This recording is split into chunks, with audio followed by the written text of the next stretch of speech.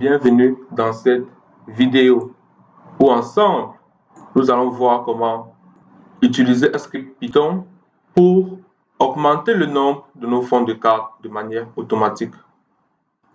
Dans la vidéo précédente, nous avons vu comment importer ce fond de cartes en copiant tout simplement ce lien-ci. Si nous avons plusieurs types de fonds de cartes et nous ne voulons pas copier ces liens un à un, nous pouvons utiliser un script Python comme celui-ci, où nous avons le nom de notre connexion qui peut être Google Maps avec le lien de la connexion. Pareil pour Google Satellite, pareil pour Wikimedia Map, Esri Topo, OpenStreetMap. Le script existe déjà.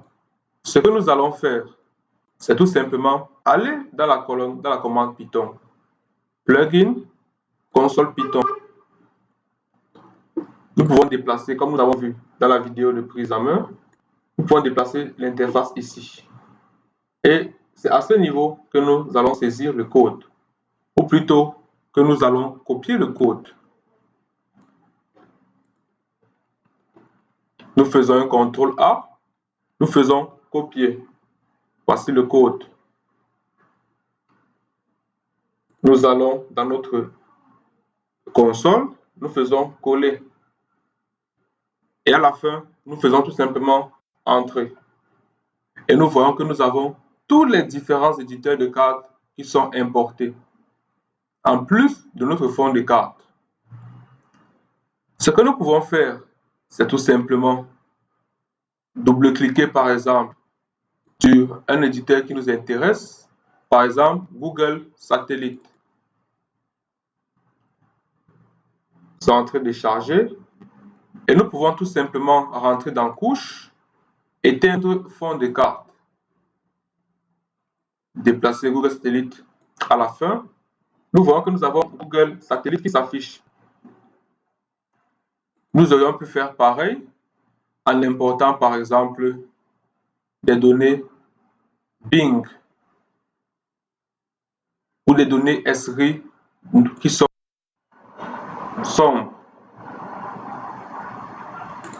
Comment tout simplement nous pouvons importer des données grâce à cette commande-ci.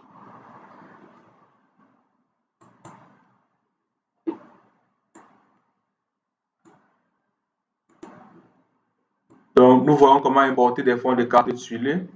Nous pouvons importer autant que nous voulons. C'est ce qui fait la beauté de ce logiciel.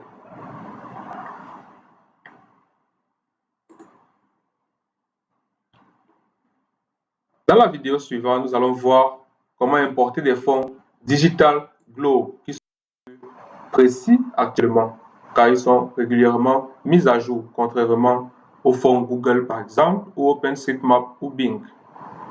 Dans la vidéo suivante, nous allons voir comment importer un fonds Digital Globe. A tout de suite, je mettrai le lien du fichier que j'ai utilisé juste après cette vidéo.